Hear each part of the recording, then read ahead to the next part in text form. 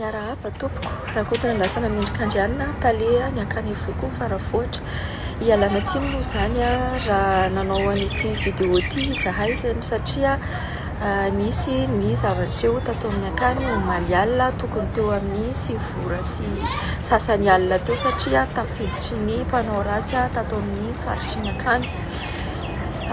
Zahay moa zany dia ety faravoatra misy anay ankehitriny zahay manana olana amin'ny resaka tamboho satria rava tamin'ny cyclone fitia iny ny tambohanay ety amin'ny akany, dia mora amin'ireo mpanao ratsy moa zany ny tafiditra tato amin'ny akany satria tsy misy ny aro iarovana an'le toerana. Tafiditra moa zany ry zareo dia nisy entana lasan zareo sy zavatra vitsivitsy koa voaray zareo any, dia saorana moa Andriamanitra satria tonga ara-potoana ireo mpitandra filaminana ary nanao ny asany amin'ny ankapobeny moa zany. Araka ny hitantsika moa zany dia eto no ahafahan'izy ireo miditra ato amin'ny akany. Efa misy ihany moa zany ny hoe tamboho goelaka fa tsy natana zareo satria izay tsy manana fahafana anao an'ilay tamboho.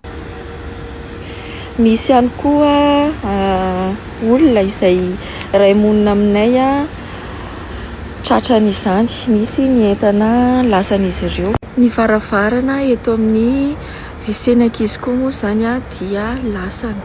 Efa nisy koa nisy varavarana teto dia lasan'izy ireo, izay hoe efa manakaiky ny fieritreretan'ny zareo hoe hiditra ato amin'ny inona moa ty ato anatiny mihitsy. Tahaka izao moa zany ny ato aorianany tranony akany izay tena tsy de misy arony fa mety hoe varavarana tonga de afaka hidirana ao anatiny, izay angatanay tolo-tanana avy amin'ireo tsara sitrapo, so de mba misy afaka manampy anay mi-renforcer